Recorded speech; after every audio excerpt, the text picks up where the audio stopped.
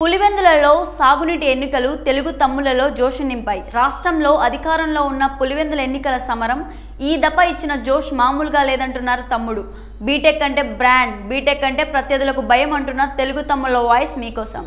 జై తెలుగుదేశం, జై చంద్రబాబు, జై బీటెక్ రవి. ఈరోజు మా పులివెందుల నియోజకవర్గంలో బీటెక్ రవి ఒక రోషమున్న మీసమున్న మొగాడిగా ఈరోజు నిలబడినాడు. కారణం ఏమంటే గతంలో ఆ రాక్షస పాలన జరిగినప్పుడు వైసీపీ గవర్నమెంటులో ప్రతి తెలుగుదేశం కార్యకర్త లోకల్ బాడీ పంచాయతీలకు కానీ జెడ్పీటీసీ కానీ ఇలాంటి దాంట్లకు సై అంటే సై అంటూ నిలబడితే పోలీసులతో దౌర్జన్యంగా మా పేపర్లు చించడం, మమ్మల్ని ఆనుకొని రాకుండా చేయడం, ఎన్నెన్నో చిత్రహింసలకు గురి చేశారు. అయినా కూడా ప్రతి తెలుగుదేశం కార్యకర్త వీరోచితంగా నిలబడి దెబ్బలు తిని, పోలీసులతో అయితేనేమి వాళ్ళతోనేమి దెబ్బలు తిని తెలుగుదేశం కార్యకర్త అంటే పౌరుషం ఉన్న కార్యకర్త అని నిరూపించారు. అదే ఈరోజు వైసీపీ గవర్నమెంటు పోయిన తర్వాత తెలుగుదేశం గవర్నమెంటులో కనీసం వాళ్ళకు ధైర్యం లేదు. నామినేషన్ కాడికి వాళ్ళ నీటి పన్ను కట్టేదానికి కూడా ఎంఆర్ఓ ఆఫీసులకు వచ్చే ధైర్యం లేదు. అలాంటి వాళ్ళు ఏదో ఆడలేక మధ్యలో చెరువు అంటేట్టు నిన్న అవినాష్ రెడ్డి గారు అంటున్నాడు ఇది అన్యాయము అని. గతంలో ఏమి అసలు మీరు ఎక్కడో కాదండి, మా వెంపలని ఏం చేశారు మీరు? మేదర రవి భార్య ఆమె సర్పంచ్గా ఇస్తే ఆమెను దౌర్జన్యంగా పేపర్లు చించడం, లేదు పనడం చేసినారు. అలాగే ఒక రాజ్యసభ సభ్యుడిగా కానీ జిల్లా పరిషత్ చైర్మన్గా కానీ పదవులు అలంకరించినటువంటి ఒక మంచి నాయకుడు ఎంపీటీసీకి నామినేషన్ వేయించకపోతే ఆయన మీద పడి వీధి కుక్కల్లా ఆయన సొక్కాజించడం, ఆయన మీదకి జొరబడి చేయడం జరిగింది.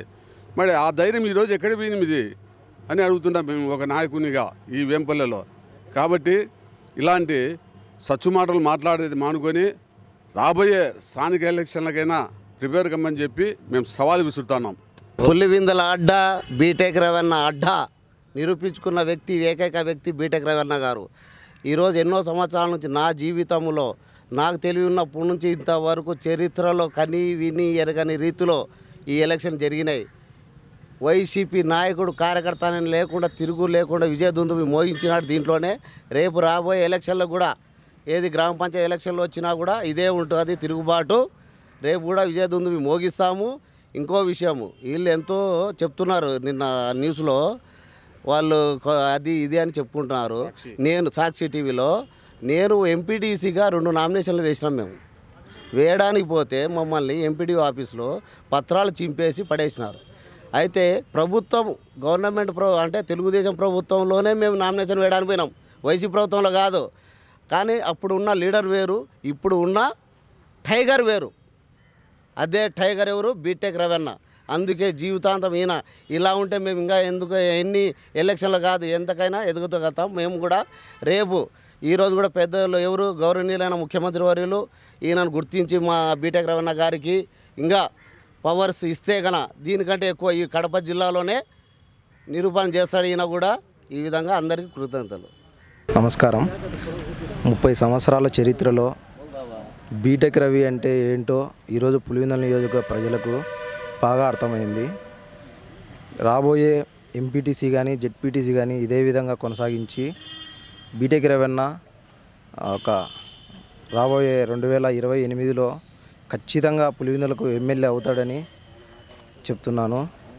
అలాగే చంద్రబాబు నాయుడు గారు, లోకేష్ గారు కొంచెం దయ ఉంచి పులివెందుల మీద, బీటెక్ రవణ గారి మీద కొంచెం ప్రత్యేక శ్రద్ధ వహిస్తే వైఎస్ ఫ్యామిలీనే పులివెందుల నియోజకవర్గంలో లేకుండే చేసే ధైర్యం ఒక్క బీటెక్ రవి గారికి తప్ప ఎవరికే కానీ లేదని తెలియజేస్తున్నాను.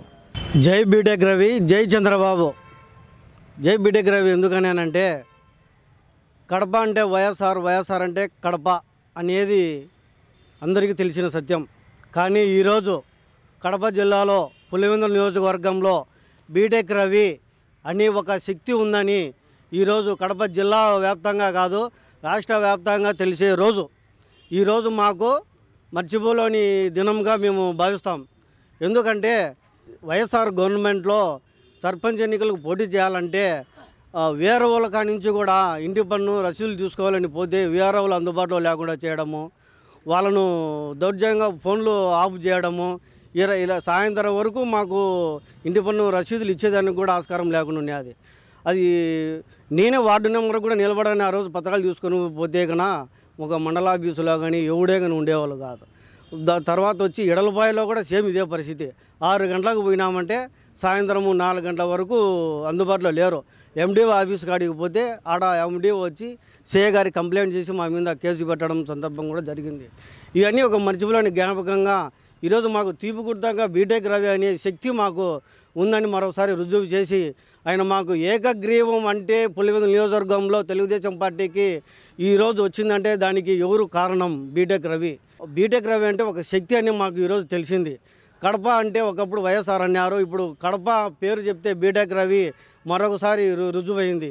బీటెక్ రవి అంటే కడప, కడప అంటే బీటెక్ రవి.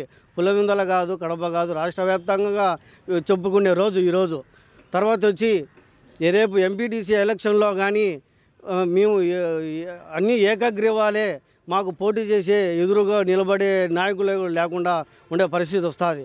ముఖ్యంగా చంద్రబాబు నాయుడుకి చెప్పడం కూడా మాకు నియోజకవర్గంలో కానీ కడప అంటే కన్నా చంద్రబాబు నాయుడు కూడా బాగా కొంత చొరవ తీసుకొని మా నాయకునికి కానీ ఇక్కడ మా మండలి ఇన్ఛార్జీలకు కానీ సముచిత స్థానం కల్పించి ఒక గౌరవంగా మంచి నామినేటెడ్గా పోస్టులు ఇప్పించి మాకు కడప జిల్లాలో పని చేయాలన్నా ఒక చిన్న కార్యకర్తకు పని చేయాలన్నా కానీ ఎండిఓ కానీ సిఏఓ కానీ ఎవరైనా కానీ మాకు అధికారులు పేరు చెప్తే బీటెక్ రవి పేరు చెప్తే పనులు చేసేగా ఆయనకు ఒక శక్తి ఇవ్వాలని మరొకసారి చంద్రబాబు నాయుడు కోరడం జరిగింది. జై తెలుగుదేశం, జై చంద్రబాబు.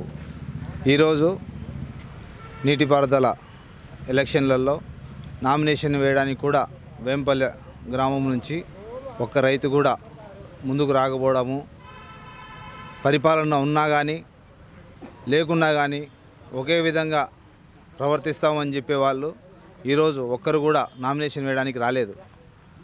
గతం గవర్నమెంటులో మాజీ సైనికులు ఏ విధంగా అయినా సరే సహాయపడతామని చెప్పి వాగ్దానాలు చేసి ఎంపీ పదవులు, ఎమ్మెల్యేలు మాకు ఎంతో వాగ్దానం చేసి చాలా ఇబ్బంది పాలు చేసి యాజ్ పర్ జీవో ప్రకారంగా మాకున్న వెసులుబాట్లను కూడా తమ అధికారంను అడ్డుపెట్టుకొని మాకు ఇచ్చినటువంటి హక్కులను కూడా దౌర్జన్యంగా అక్రమంగా అన్యాకృతం చేసి ఆ ఆస్తులను మళ్ళీ రిటర్న్ తీసుకోవడం జరిగింది. అదేవిధంగా ఈరోజు బీటెక్ రవీణ ఒక వ్యక్తి కాదు, ఆయన ఒక శక్తి అనేది ఈరోజు నిరూపించుకున్నాడు ఈ ఎలక్షన్లలో. ఇదే విధంగా రాబోయే మున్సిపల్ ఎలక్షన్లు కానీ పంచాయతీ ఎలక్షన్లు కానీ ఇదే విధంగా జరుగుతాయని మా మాజీ సైనికులందరూ మన జిల్లా స్థాయిలో కానీ మన క్షేత్రస్థాయిలో కానీ మొత్తం అందరం సపోర్ట్గా ఉండి ఈ ఎన్డీఏ కూటమిలో బీటెక్ రవీణ లాంటి వాళ్లకు వెన్నుపూసలాగా ముందంజలో ఉండి పనిచేస్తామని మేము విన్నవించుకుంటున్నాము.